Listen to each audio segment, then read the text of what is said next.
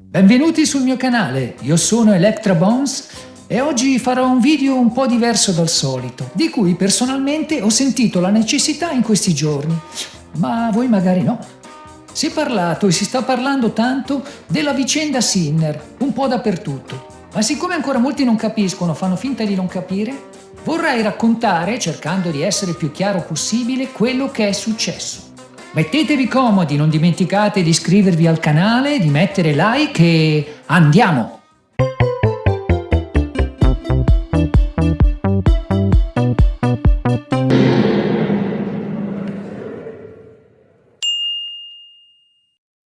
Nel marzo 2024 Jannik Sinner, il numero 1 del mondo nel tennis maschile, è risultato positivo a un test antidoping dove sono state rilevate tracce minime di clostebol, una sostanza vietata. Tuttavia Sinner, dopo aver compiuto alcune indagini all'interno del suo staff, ha scoperto e sempre sostenuto che si era trattato di una contaminazione accidentale, avvenuta per alcuni massaggi ricevuti dal suo fisioterapista durante il torneo di Indian Wells nel marzo 2024 senza l'uso di guanti protettivi. Cosa c'era di male in questi massaggi? Purtroppo Naldi, il fisioterapista di Sinner, feritosi a un dito usando un bisturi, aveva usato uno spray per sanare ferite leggere, il Trofodermin, consegnatogli da Ferrara, il preparatore atletico di Sinner. Uno spray contenente la sostanza incriminata, il clostebol. Naldi dice di non essere stato avvertito da Ferrara del fatto che potesse contenere sostanze doppanti, mentre Ferrara invece afferma il contrario. Ma poco importa sapere di chi sia la colpa effettiva.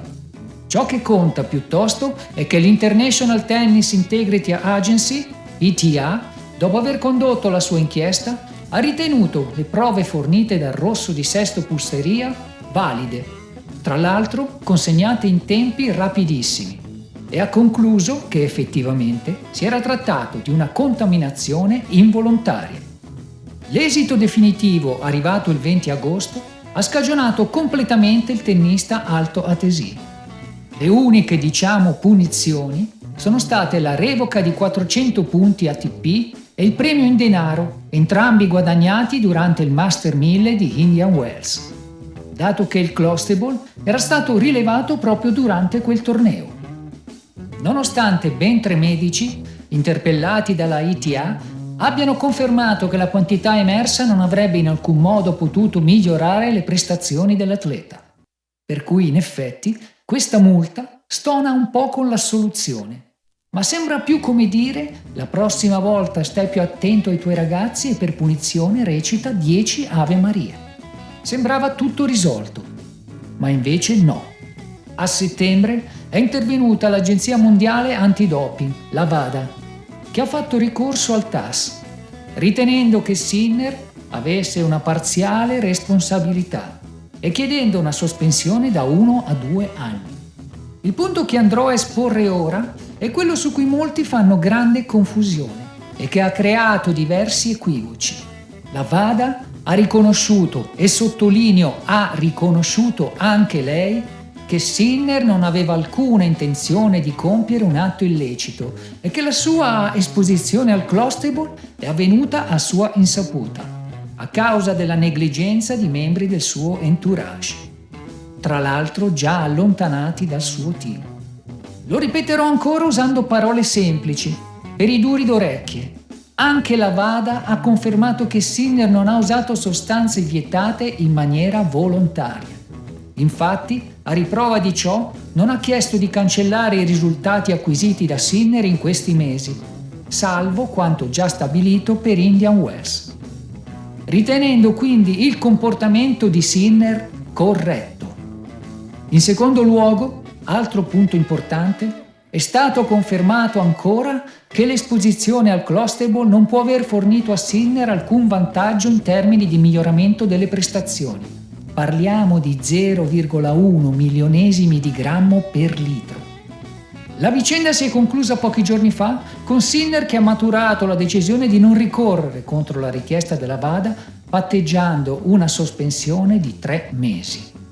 Riconoscendo la necessità di proteggere lo sport che ama e assumendosi la responsabilità per la negligenza del suo staff. Questa sospensione andrà dal 9 febbraio al 4 maggio 2025. Durante questo periodo Sinner non potrà partecipare ai tornei, ma potrà allenarsi dal 13 aprile. Anche se qui non si capisce come faranno a controllare che Sinner non si alleni. Ma comunque non sono problemi nostri. Jannik quindi sarà costretto a saltare ben 4 tornei Master 1000, Indian Wells, Miami, Monte Carlo e Madrid.